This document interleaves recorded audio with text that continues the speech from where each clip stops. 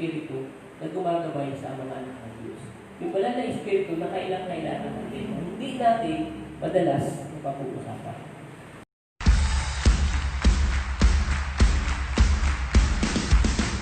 Hello po. Ito umaga po sa lahat. Amen. Amen. Morning. Ayan. Sa baga po ito ay tayo po ay pakinig sa salita ng Diyos. At bago po tayo makapakinig ng salita ng Diyos, tayo po lahat ay tayo. Tayo po muna tayo.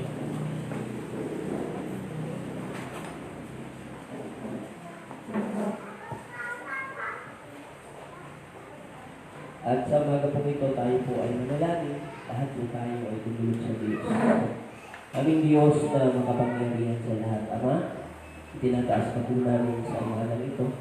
Minsan pa ang amin pong dalangin, ang amin pong pagsusumako sa umaga ito ay samahan kami ng Banal na Espiritu sa lahat po ng aming pag-uusapan patungkol sa iyong mga salita.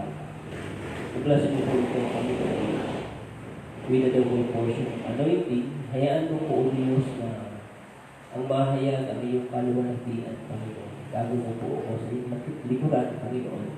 At O Diyos, yung mga bagay na kailangan mangyari at maganap ay maganap po sa umagang ito sa pamamagitan ng iyong mga salita.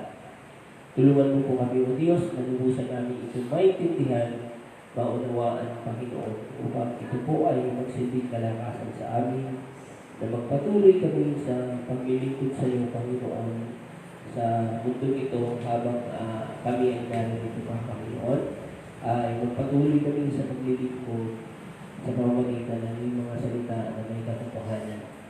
Salamat po, O Diyos, at kahit isin mo po ang hindi ko ang mga bagay na nakikita mo ay isip mo na tunod-mundo.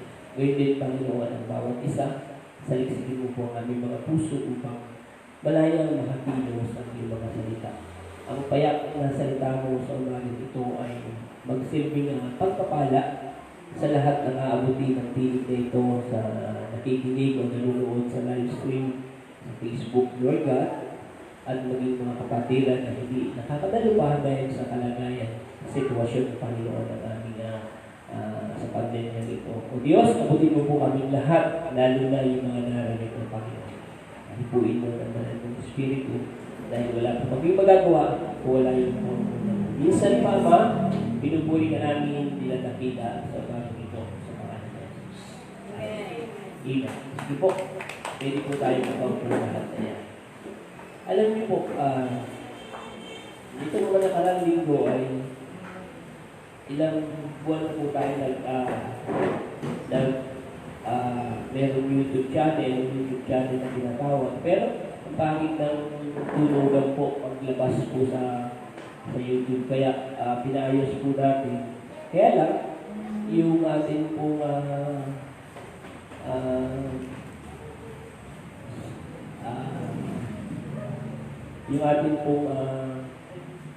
in charge dyan sa social media, pagdating po dyan na sa mga bagay na yan, may nararamdaman, kaya hindi po makadalo. Ang hirap kasi tayo nakagamit ng mga dapat natin gamitin. At pangalawa, ay hindi po kinakaya ng hindi kinakaya ng internet dahil nagpapaload lang tayo. Siguro, ito yung panahon na dahil ito na po yung kalakaran kayo, kailangan po talaga na magkaroon ng sariling Amen po ba doon? Amen po tayo. Ano po? Wala naman po para po sa kaluwalhatian ng Panginoon. Kasi hindi po natin magagamit ang mga bagay niya. Sayang kasi po ay napakamurang halaga lang. May 2,000 lang yung ginastos po natin dyan para may ayos yung tulog. Yung paglabas po sa YouTube channel at sa iba pang mga bagay na karagdagan. Kaysa po sa iba, napakamahal talaga para i-set up yung mga bagay na yan. Sayang po dahil wala pong signal. But, anyway po, tayo po ay magpatuloy. Amen po? Amen. Balik tayo dun sa cellphone. Sige po. Buksan niyo po yung mga Bible, sa aklat po na John. Diyan po, sa inyo mga Bible. Ayan. Ang mga anak daw ng Diyos, may Bible. Pero ang mga tao, lahat may cellphone. Bira lang yung walang cellphone, naghahangat ng walang cellphone. Halos lahat may cellphone. Pero, ang kailangan sa mga anak ng Diyos, may Bible. Pastor, may cellphone yung Bible ko eh.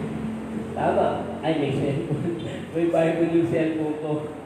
Kaya lang, hindi mo lang binabasa yung Bible sa cellphone mo. Binabasa mo yung text, saka yung chat sa'yo.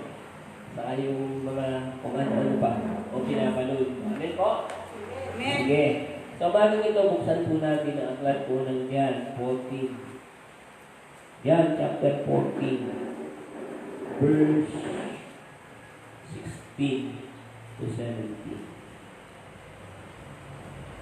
Nariyan po kayo? Talaga lang. Hindi ko lubos naisip ang aking katandaan. Ako'y nagkakaedad na. Labong-labo na yung mata ko pagdating sa maliliit na letra. Ayan. Sa Tagalog, although ako po'y medyo hirap na magbasa pag maliliit ang letra, kaya po ganito ako makatutok. Sa verse 16, hindi ko mabasa sa English kasi maliit yung English version dito eh. Sabi sa verse 16, ito po ang sinasabi. Dadalangin ako sa Ama upang kayo bigyan niya ng isang pang patnubay na magiging kasama ninyo magpakailanman. Amen? Amen. Dugtungan natin yung 17. Siyang espiritu ng katotohanan na hindi matanggap ng sanlibutan, sapagkat siya ay hindi na nakikita, ni nakikilala ng sanlibutan, ngunit nakikilala niyo siya, sapagkat siya nasa inyo. Take note, sapagkat siya nasa inyo at nananatili sa inyo. Ayan. Sabi dito, meron daw,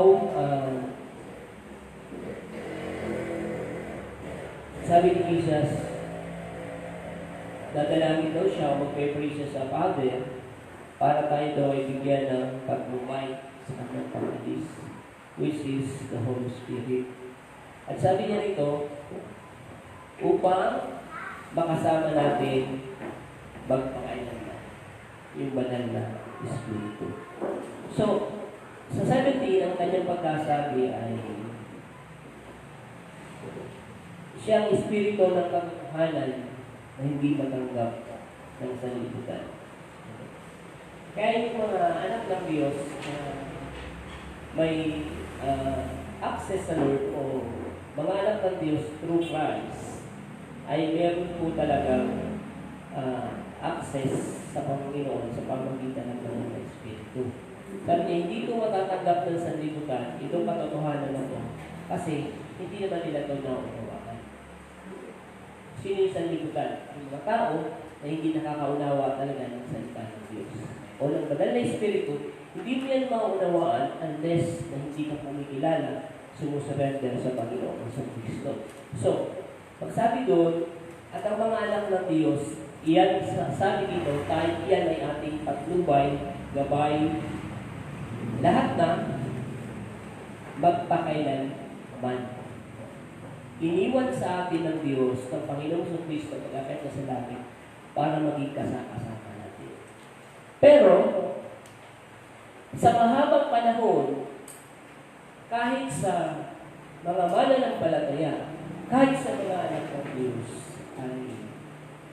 ang Banal na Espiritu o ang Espiritu Santo ay parang hindi gaano napag-uusapan o hindi gaano nababanggit o hindi gaano binibigyan ng importansya. Which is, pag sabi ng Father, bibigay ko yung aking anak para sa inyo, para sa kaligtasan. At pag-alis naman ng anak, walang iba kundi si Kristo, ay iniwan naman yung Banal na Espiritu. So, ang ating kaagapay sa mundo ito ay ang banal na Espiritu. Which is, laging hindi na pag-uusapan o takot pag-usapan o ayaw magkitin. Dahil sabi nila, huwag mo daw late-late ng banal na Espiritu kasi hindi ka mapapatawad sa mga kasalanan. Sa kasalanan. Hindi ka mapapatawad pag nagkasala ka sa banal na Espiritu. Which is, may katotohanan ng salita ng Diyos. Pero, ang katotohanan din, dapat natin pag-usapan ang banal na Espiritu. Na kung saan, yun yung binigay ng Diyos para tagapagtanggol, counselor, tagapagpalakas, ano pa? Ang banal na Espiritu, intercessor, advocate, sabi doon, ano pa yung banal na Espiritu? Comforter, pag tayo po ay mga nalulungkot. So, yun yung kasama natin. Si Jesus, nasa langit eh. Although, narito siya sa pamamagitan ng banal na Espiritu na iniwan sa atin. So, pag-usapan natin ngayon, yung banal na Espiritu na gumagabay sa mga anak ng Diyos. Yung banal na Espiritu na kailangan natin, hindi natin madalas napag-uusapan. Hello po. Na minsan takot tayo. Ayan. Sige po. Ang tanong, ang ating pong tema ay banal na Espiritu. Ang tanong, how does Holy Spirit change our whole approach to life? Paano daw yung banal na Espiritu ay magbabago ng pananaw natin o ng approach natin o ng paningin natin sa mundo? Minsan kasi, kadalasan, kahit ako nga pastor, minsan, yung approach ko sa buhay, parang approach ng literal. Hello? Hello po. Minsan, yung approach ko, parang approach ng literal. Hindi sa spiritual na approach. Lalo na, pag may mga mahirap, mabigat na nakalagayan sa buhay. Kaya, yung banal na Espiritu pala, ang nagtuturo sa atin para mabago yung approach natin o yung pagtingin natin sa buhay. Pagtingin natin sa mundo.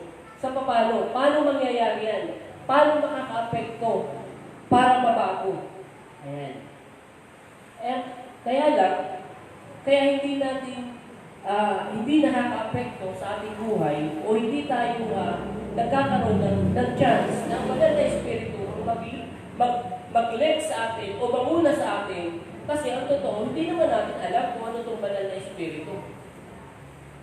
Ako, naniniwala, yung nag-aaral ng salita ng Diyos, alam nila yung banal na Espiritu.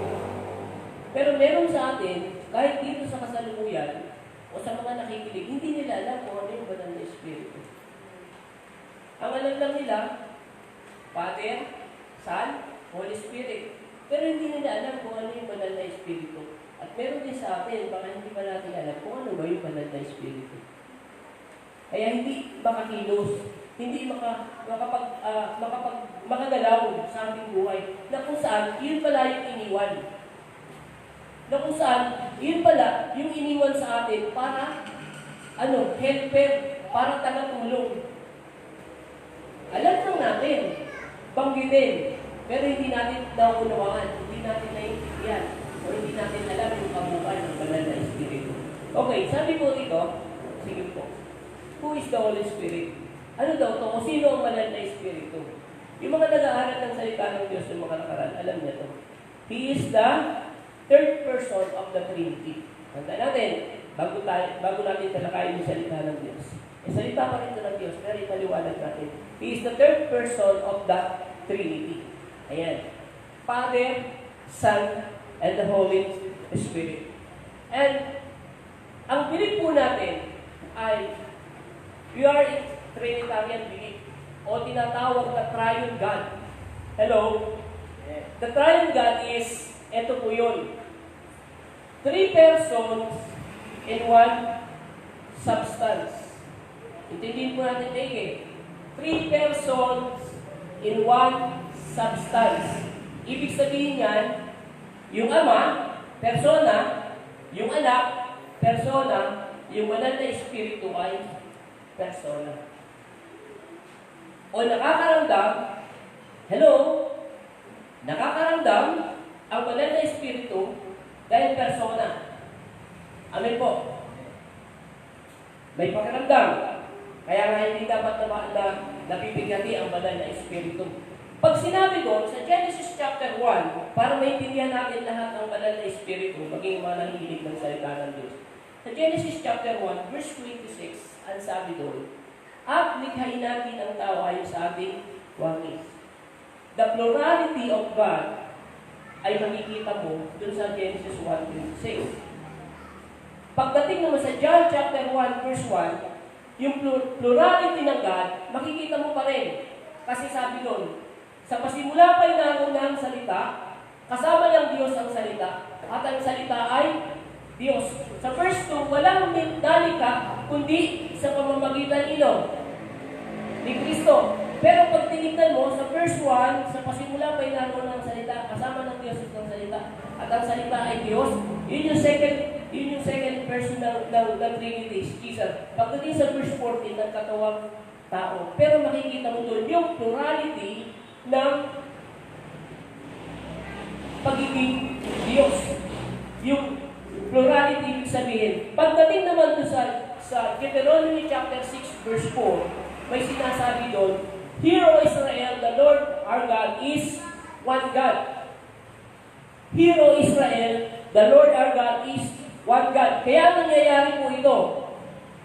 Sabi ng iba, ay, ang Diyos lamang ay iisa. Ang Diyos lamang ay tatlo. Hello po. Yung Holy Spirit ay isa sa tatlong persona ng Godhead.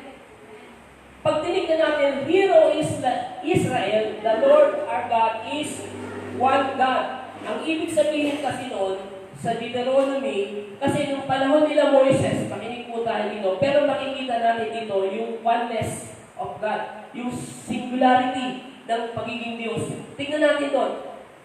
Kung sinabi ni Moses na gano'n, na iisa lang ang Diyos, wala nang iba, kasi yung bansang Israel, sumasamba, pakinggan natin take nota, sa ibang mga Diyos, gumawa ng huya, gumawa ng kung ano-ano, kasi yun yung pinagmulan nila doon sa Egypto. Sumasamba sila sa iba-ibang mga Diyos. Kaya, pinamumukha ni Moses, doon sa bansang Israel, Hear, O Israel, eto, Israel, ang Diyos na nag-iisa at wala nang iba. Kaya nandun yung oneness, yung singularity ng Godhead, which is, God. Nandun po yung pagiging oneness. Pero pag tinignan natin, ang tama po na sinabi ng Biblia ay yung three persons in one substance. Yung Father sa yung planner. Amen. Tapos yung Son, yun yung nag-execute. Tama po ba? Tapos yung banal na Espiritu, yun yung yun yung nagagay, yun yung nagpapatunay ang banal na Espiritu. So, ang pag-uusapan po natin ngayon ay ang banal na Espiritu. Hello po? At ang banal na Espiritu ay Diyos mismo. Hello? Para po maintindihan natin. Ayan. Sige po. Ayan. Maliwanag doon, sabi dito, yung Holy Spirit daw, ayoko sanang tumamit dito pero gamitin na natin sa teaching lang kasi itong mga bagay na ito. Sabi doon, Parakletos, ayan, kasi dapat teaching, pero mas maintindihan po natin. Ang Parakletos, meaning daw, ng Holy Spirit ay Parakletos, meaning one call to the side another. Ibig sabihin, to help. Para tumulong. So, ang importante wala sa mga anak ng Diyos, sa mga kumikilala sa Kanya, o sa mga tao, ang importante sa mundo nito ay ang banal na Espiritu. Because the Holy Spirit is helper, strengthen us. Nagpapalakas sa atin. Wala na po iba. Iyan po yung banal na Espiritu. Now, sa ating pag-aaral, sabi ko kanina, how the Holy Spirit change our whole approach to life. Paano mababago yung approach natin, yung pagtingin natin sa mundo? Kasi minsan, ang pagtingin natin ay parang literal. Ang pagtingin natin ay physical. Hello po. Pag hindi nagiging maganda, ang tingin natin ay parang hindi ako hindi ito tama. Lagi ito tayo nakatingin, lagi ito tayo nakatanaw, kasi hindi maganda. Ang tingin lang natin ay yung pangliteral na bagay. Pero pag tinignan po natin, sa pamamagitan ng banal na Espiritu, nababago yung approach, nababago yung pananaw natin sa anumang kalagayan sa buhay. Ayan. Now, how do we feel with the Holy Spirit? Paano siya makakatulong sa atin? Paano mababago yung approach natin sa buhay? Paano siya makakatulong sa atin? Na, pag nanghihina tayo, napapalakas agad tayo. Pag may kabiguan tayo, madali tayo nakakabago. Kasi, tinutulungan tayo ng banal na Espiritu. Pero kung hindi nakakagalaw sa atin, mananatili tayo doon. Now, how do we feel with the Holy Spirit? Paano ka napapipil ng Holy Spirit? Of course, basic po ito. Ask God, Son, prayer. Kaya ito po yung problema sa atin. Dapat talaga tayo nananalangin. Sa praise, sa pagpupuri, sa worship, dapat, kasi ako tinitignan ko, may panahon na pag nagtatrabaho tayo, sa ating physical na buhay, sa literal na buhay, para sa mga pangangailangan, pag tinignan natin, ang dami-dami nating panahon sa pagtatrabaho. Tama? Most of the time, nandun nga tayo eh. Tignan nyo madaling araw, at madaling araw pa lang, o gabi pa lang, iniisip ko, yung para gagawin yung trabaho bukas. So, ibig sabihin, ang ating mind, ang ating pagkatao, nakatuon lagi doon sa trabaho. Doon sa pang-araw-araw na kailangan natin. Tignan nyo, mga anak ng Diyos. Yun yung sistema natin. Yun yung ating mga ginagawa lagi. So, dami-dami talaga natin tayo. Pag tinignan po natin, araw-araw ang buhay natin, mas marami talaga tayong time kesa sa pagkatao natin, sa literal nating buhay, kesa dun sa spiritual nating buhay. Tama naman. Di ko ba? Pag magtatrabaho ka, isipin mo ngayong gabi pa lang, kung halimbawa gabi ngayon, bukas ano yung susunod mo, ano yung gagawin mo, kailangan maaga mo, kailangan mailatan mo na yung mga pamilya mo ng maaga, kailangan ito. Kasi doon tayo nakabase. Kasi yun yung ating buhay.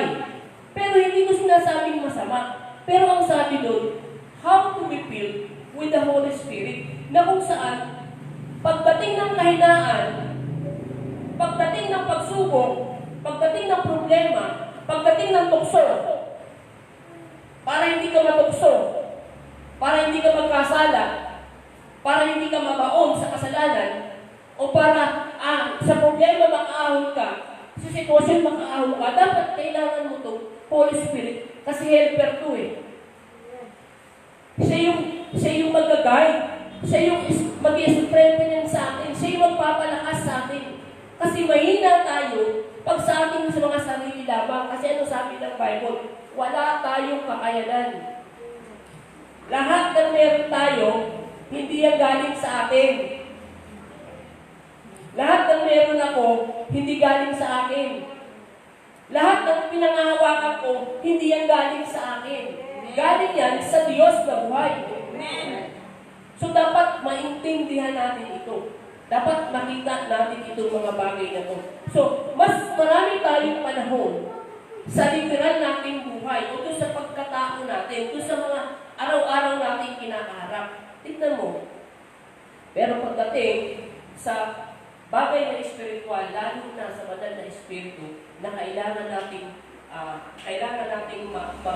mag-gets, kailangan yung banal na espiritu ay mag-work sa ating mga buhay, hindi nangyayari.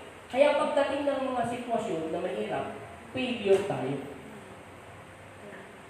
Bagsak tayo. Pagdating ng sitwasyon ay mabigat, suko tayo. Talunan tayo. Natukso na tayo. Nagkasala na tayo. Ano? Bukod sa nagkasala tayo, at dahil sa problema na nabauna tayo, hindi tayo makaalis-alis. At doon lang umikot yung ating pagkatao. Kasi, yung banal na espiritu, hindi makapag-work sa ating mga buhay. Sa ating mga buhay. Hindi niya magawa yung gusto niyang approach para yung buhay natin maging magaan. Ako, nararanasan ko minsan ang bigat-bigat, pero minsan pinaparanas lang ng Panginoon para maintindihan ko, ay, wala yan, ano lang yan eh, part lang ng buhay yan, pero ito dapat. Kasi pag ito, dito ka, pag ito yung lagi mong hinanap, lagi mong binigyan ng panahon, lagi mong binigyan ng pagkakataon, nakikita mo sa lahat ng sitwasyon, sasamahan ka nito, mapapabuti yung buhay mo. Ayan. Tignan natin, how to be filled with the Holy Spirit? Eh kung ganun nga, mas marami tayong panahon sa buhay natin, sa mundo nito. Although yung buhay natin sa mundo nito, kailangan din naman natin may banal na espiritu. Paano yun? Hindi na lang tayo nag-meditate ng word. Paano pa? Hindi kailangan may eagerness po tayo. Of course, mag-ask tayo sa Lord. Pero bago tayo mag-ask na mapili tayo ng banal na espiritu, kasi sabi dito, yung banal na espiritu ay nalakasan natin. Kailangan magpalinis tayo ng ating mga puso. Minsan yung motibo natin, kasi kapangyarihan ito eh, pag napuspos ka ng banal na espiritu. Sabi ng Acts chapter 1 verse 8, after the Holy Ghost came upon you, ang kapangyarihan ay mapapasal. Ano yung kapangyarihan? Kapangyarihan ng banal na espiritu na nagiging magaan, hello po, ang buhay pagkasakasama ng banal na espiritu. Nakakaraos ka, nagiging matibay ka sa pamamagitan ng banal na espiritu na hindi ka nilulugmok ng problema, hindi ka patutugso, hindi ka magkakasala kasi agabay mo, nagpapaalala. Comforter, helper, ano pa? Tapos, nagwa-warn sa atin o nagpapaalala ang banal na espiritu. Na huwag mong gawin yung mga bagay na yan dahil hindi yan kalooban ng Lord. O bang lulupog ka dyan. Ibig sabihin ng lulupog ka dyan, mapapariwaran ka dyan. Mapapasama yung buhay mo. At pag napasama yung buhay mo, walang ibang magbebenepisyo niyan o walang ibang tatanggap ng mga ginawa mo o ng consequence niyan kundi ikaw, hindi yung kapitbahay mo, hindi yung kung sino, ikaw mismo. Yung consequence ng mga ginawa mo kasi walang guidance ng Holy Spirit, walang helper, ikaw ang mapapasama, ikaw ang maghihirap. So kaya kailangan natin ng banal na espiritu. Tignan mo ang buhay mo. Parang dumaan na ako dyan. Ako yung hirap na hirap. Parang hirap. Di ba?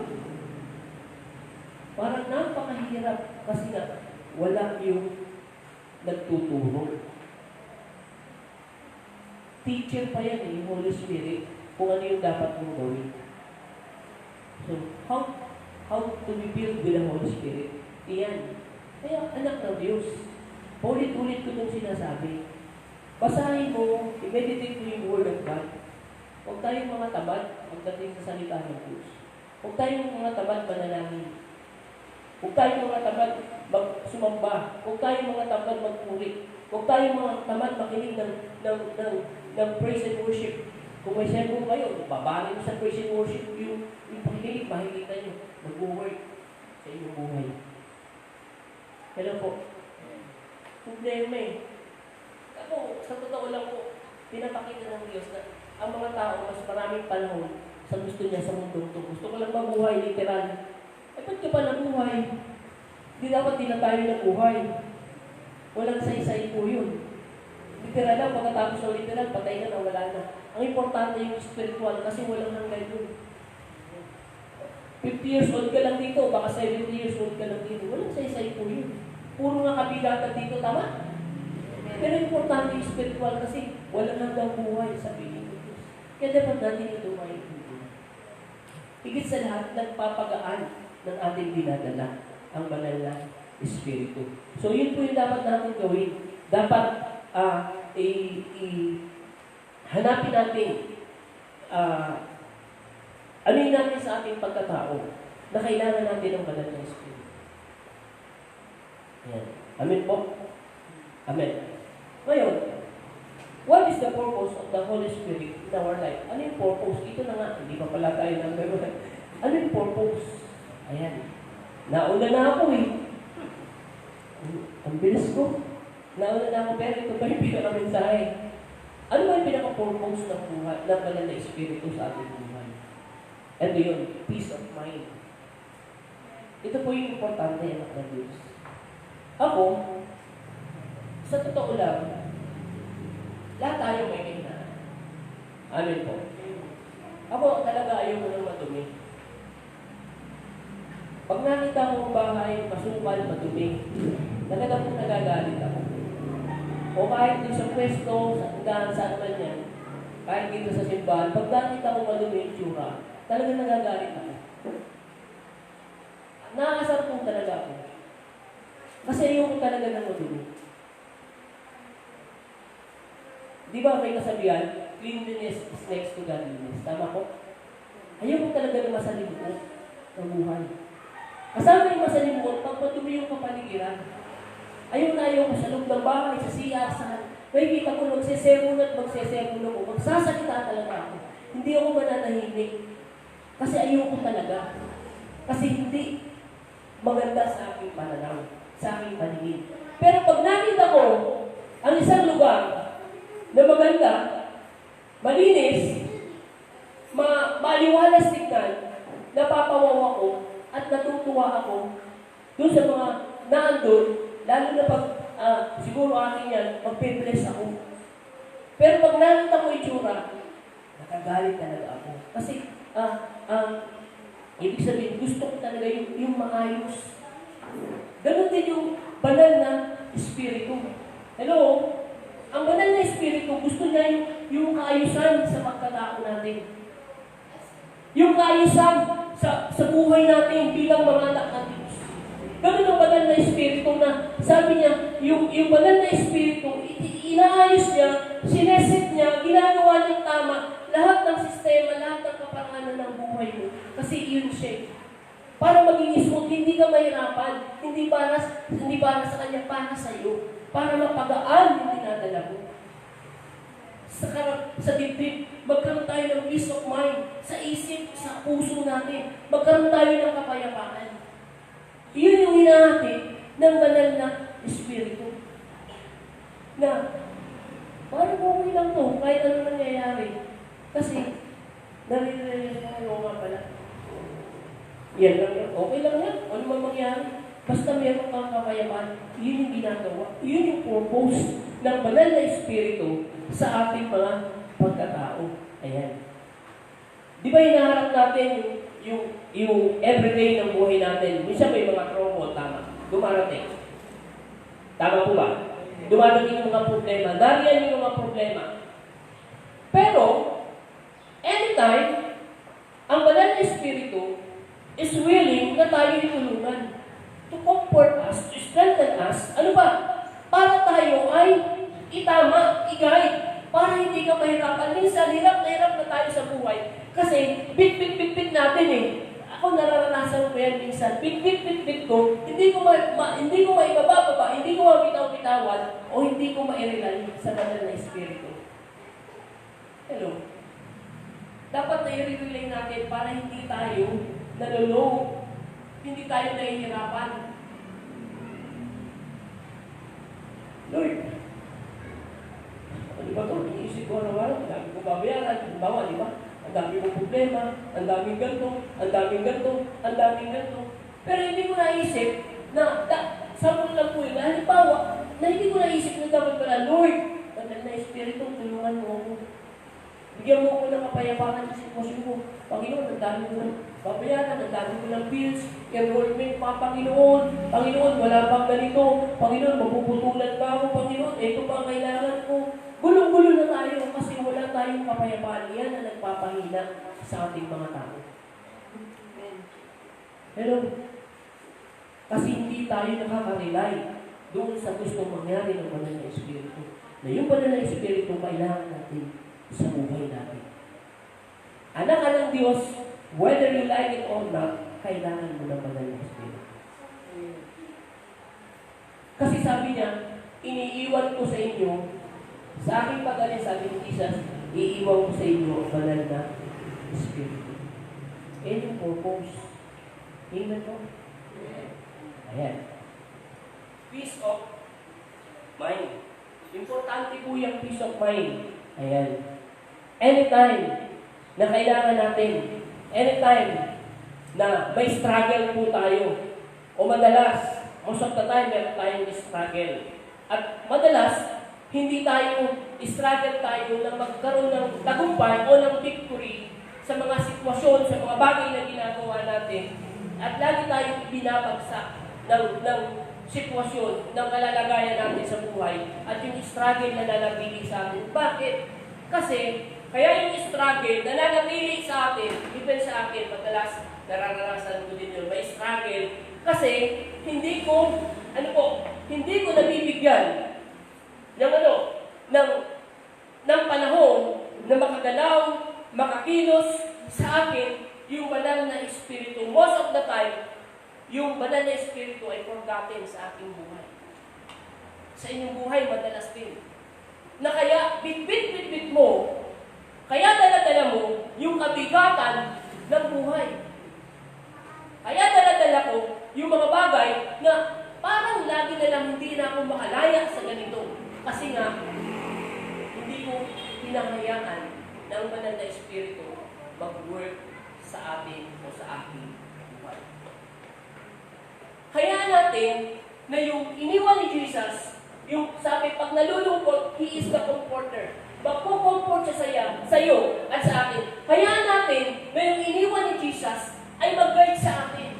Kasi minsan talaga, may talino rin talaga naman tayo na ipinagkatiwala ng Diyos. At minsan dahil may talino tayo, mayayabang tayo. Amen po? Amen. Minsan, sariling kaparanan, sariling diskarte, which is sabi ng Bible, maliwanag, sabi ng Bible, ang kaparaanan nyo ay hindi ko kaparaanan. Ang mga pag-iisip nyo ay hindi ko mga pag-iisip. Malayong malayo yung mga kaisipan nyo sa kaisipan ko. Ang Diyos mismo ang nagsabi. Proverbs chapter 3 verse 5. Lean not your own understanding. Huwag kang manangan sa sarili mong kakayanan. Kasi again, yung kakayanan mo may hangganan. Amen. Yung kakayanan mo, tuldok lang. Wala kang alam kung paano nilikha ng Diyos ang mundo. Wala kang alam kung paano nilikha ng Diyos ang mundo. Wala kang alam. Nalaman mo na lang kung paano tayo nilikha ng Diyos. Wala kang alam kung paano naging dampuhala, yung mga dampuhala sa dagat. Wala kang alam paano nagkaroon ng dagat. Tanging sinabi na ng Diyos, magkaroon ng tubig. Siya lang ang may alam. Kaya yung katiting na nalalaman, o yung katiting mong kayabangan, wala yan pagdating sa Diyos. So, dapat manangan tayo doon sa banal na Espiritu. Amen. Kasi dami nating diskarte sa buhay. Kaya minsan natatawa na lang, ang katwiran ko ganito. Kahit anong gawin mo, pag hindi ipapahintulog ng Diyos, wala. Amen. Hello? Amen. Kahit anong gawin ko, pag hindi ipapahintulog ng Diyos, wala. Biblical po ang sabi niya, walang kakampi ng tao na hindi ipagkakaloob ng Diyos. So lahat ng meron ka, na kinakamtan mo, natatanggapin mo, ipagkakaloob ng Diyos. So maliwanag doon, di ba? Ang liwanag. Kaya dapat yung banal na Espiritu, sabi doon, yun talaga yung gagalaw sa ating mga buhay. But most of the time, we ignore the Holy Spirit. Hello po. We forgot the Holy Spirit. Hindi natin hinahayaan na mag-work. Hindi natin na-experience ang banal na Espiritu sa ating mga buhay. Kasi nga po, dahil ang sarili natin ang gumagalaw. Ako, kaya minsan madalas ko nga rin yan sa akin, kahit sa akin, kailangan ko dumiskarte. Minsan, madalas ko rin marinig yan, diskarte. Pero yung diskarte nga natin, okay yan. Pero pag hindi yan ang gusto mangyari ng Diyos sa natin, kahit anong pilit natin, yan po ang maintindihan natin. Ano po?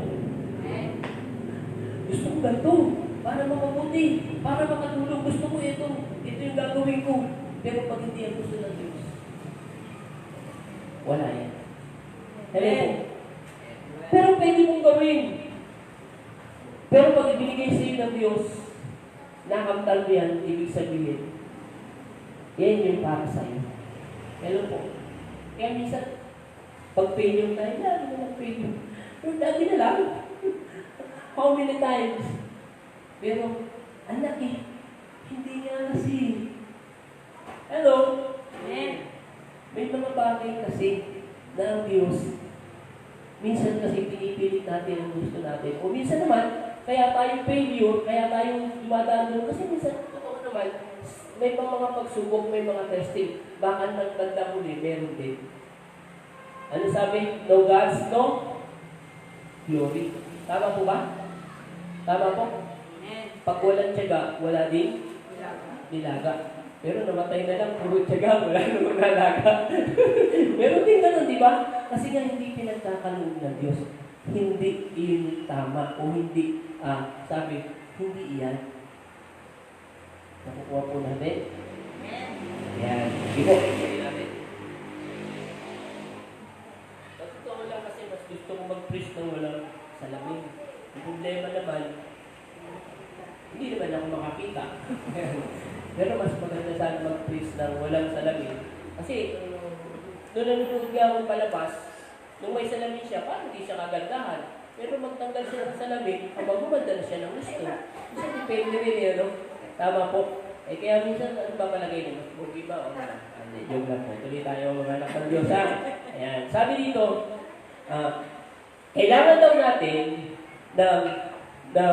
ng direksyon sa ating mga buhay at kailangan nating maintindihan o ma-experience, hello po, anak ng Diyos, yung greater fulfillment na gustong mangyari. Ito pala yun. Ang ganda-ganda ng gusto mong mangyari sa buhay ko. Amen, ako doon. Ang ganda-ganda rin ang gusto niyo mangyari sa buhay niyo. Amen, di kayo doon. Tama po. At ang gusto niyo talaga mangyari sa buhay niyo, maging ako, maganda. And sa pagtitingnan natin sa literal, ay yung magkaroon tayo ng success. Tama po. Kasi alam natin, spiritual, meron na tayo eh. Meron na tayong buhay na lang, walang hanggan. Kaya hindi na gusto natin mangyari. Pero, ang hindi natin alam, kahit ako, minsan, nakakalimutan ko na ang Lord pala, merong gustong mas maganda. Yung greater fulfillment na hindi natin akalain, yun pala yung gustong mangyari ng Diyos. Yung mas mabuti, anak, ang gusto ko para sa iyo lagi. Minsan sa atin, ay, ito na yun. Pag pinagpala ako dito sa negosyo ko, ako, meron ba yung negosyo? Dadagdagan ko ito, tutulong ko ganito. Pero hindi ko alam, meron palang mas gustong mas maganda yung Diyos. Ito lang ang gusto mo, pero mas maganda yung gusto mo, sabi ng Diyos. Kasi, anak ko kayo eh. Kasi ako yung nakakaalam. Pag tinignan namin ng Lord, ako yung nakakaalam ng lahat-lahat. Ibabalik ko kanina. Yung katiting nating kaalaman, kapraso lang yun. Pero yung kaalaman ng Diyos, hindi natin kayang sukatin. Yung kanyang pantong, kung paano natin, hindi natin kayang ipaliwanag kung paano gagawin ng Diyos na yung fulfillment na mas mabuti para sa atin. Which is, ang kailangan lang ay mag-rely tayo dun sa banal na Espiritu. Hello po, anak ng Diyos. So, kaya kailangan, anak ng Diyos, balik tayo. Kung araw-araw ka man nagtatrabaho, araw-araw ka man nagbi-business, balik tayo doon sa sinasabi ng salita ng Diyos. So, bago tayo umalis, bago tayo magtrabaho, make it sure, kahit isang oras lang, bigyan mo ng panahon yung Diyos. Magbasa ka ng salita ng Diyos, mag-meditate ka, makinig ka ng mga praise and worship dun sa cellphone mo, at manalangin ka, umawit ka sa Panginoon, bago ka man lang tumaba, bago ka magbukas ng pwesto mo, pastor. Kaya lang minsan, kinakalimutan natin eh. Hello? Amen. Aligaga na tayo, alas 5 na. Magbubukas na, andyan na yung mga tao, sarado na dito pa mo. Kaya aga-aga natin. Akala natin, ang ganda ng kita. Uy, malaki. Naka 5,000 ko, 3,000 ko. Pero pag tinignan mo maghapon yung 3,000 mo, wala rin.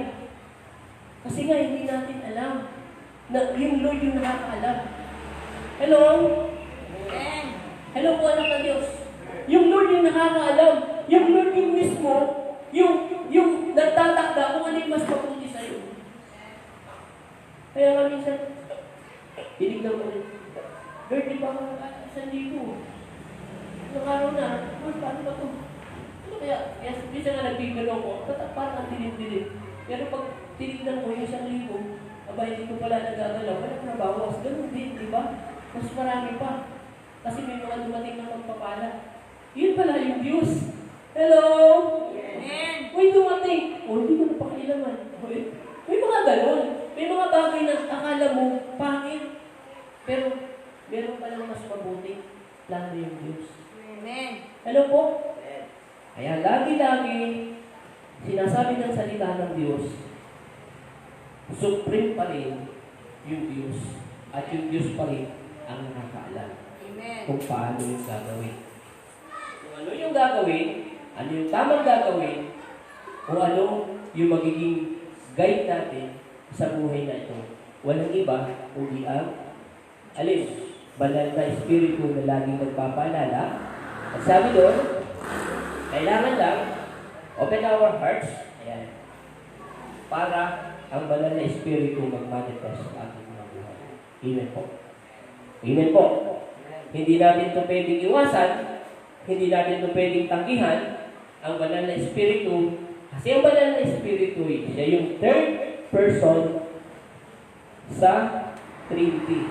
Third person ng Trinity, which is Father, Son, and Holy Spirit. Ano sabi ng Ama? Ito ang kinalulugdan kong anak. Diba?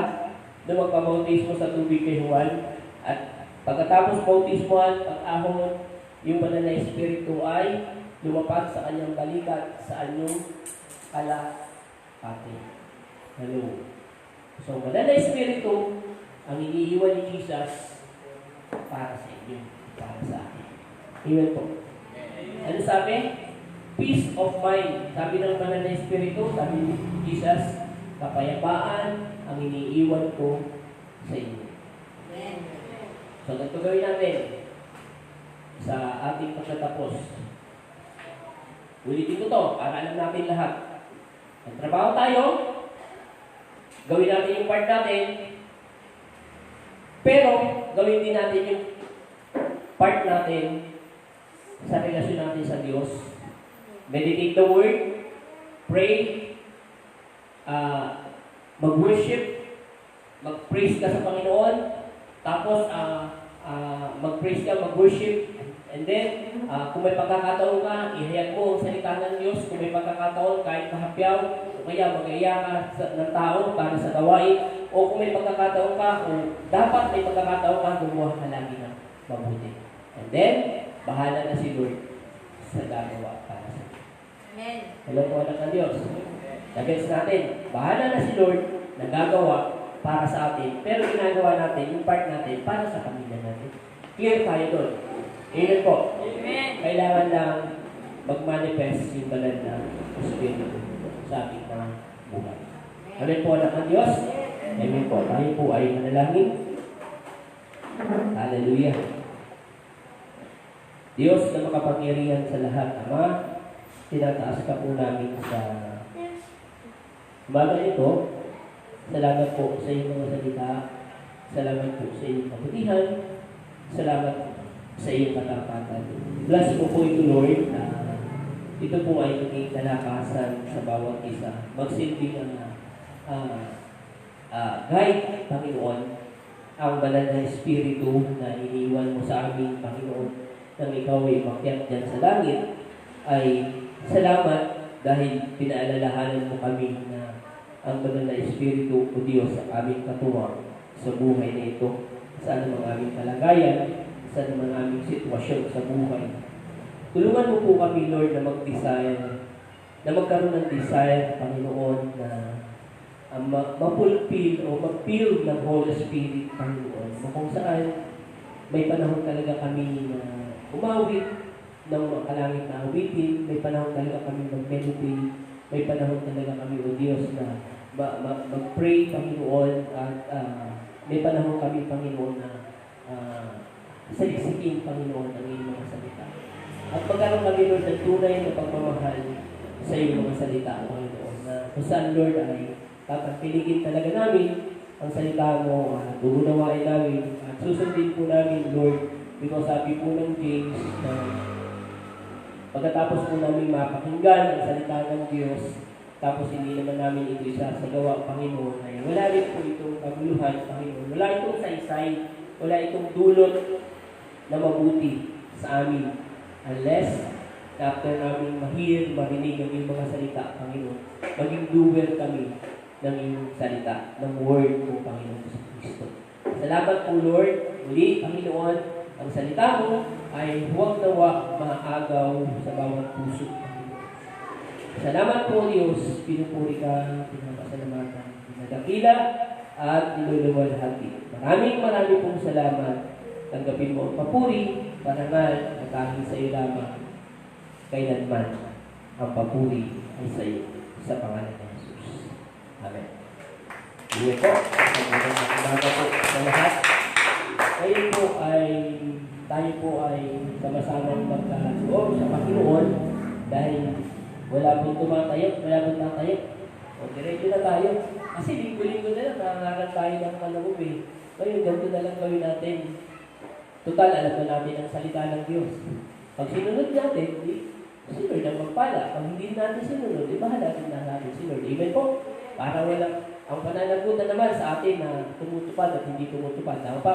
O sige po, ito po yung panahon para po tayo magkaloob sa Panginoon. Pagkatapos po, tayo mananalangin at magpe-pray. Amen.